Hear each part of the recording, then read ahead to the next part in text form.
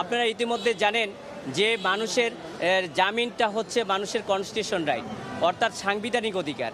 মামলা হলেই সে আমি অপরাধী নই, যতক্ষণ পর্যন্ত ইনভেস্টিগেশন না হয়ে প্রতিবেদন আমার বিরুদ্ধে না আসবে ততক্ষণ পর্যন্ত আমি আসামি না। ততক্ষণ পর্যন্ত তদন্ত না হওয়া পর্যন্ত আদালত জামিন মঞ্জুর করতে পারেন, সেটা বিজ্ঞ আদালতের ক্ষমতা রয়েছে।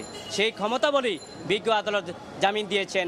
তার পূর্ব আমরা দেখেছি একজন বিশিষ্ট ব্যবসায়ী আসলাম সেরনিয়াবাদকে জামিন দিয়েছেন, একজন বিশিষ্ট নাট্যকারকে জামিন দিয়েছেন এবং সর্বশেষ সাবের হোসেন চৌধুরীকে সকল মামলায় জামিন দিয়েছেন। এতে আমরা করি আইন এবং আদালতের প্রতি মানুষের আস্থা এবং বিশ্বাস বাড়বে এবং জুডিশিয়াল আরও শক্তিশালী হবে। আপনার কাছে একটা প্রশ্ন আছে, সেটা হচ্ছে যে আপনারা বললেন যে সাবের হোসেন চৌধুরী খুব অসুস্থ, কিন্তু আমরা দেখতে পেলাম উনি স্বাভাবিকভাবে এখানে আসছেন, কথা বলছেন। তো আসলে উনি কি ধরনের অসুস্থ? আসলে মানুষের যে শারীরিক সমস্যা থাকে সেটা বিভিন্নভাবে হতে পারে।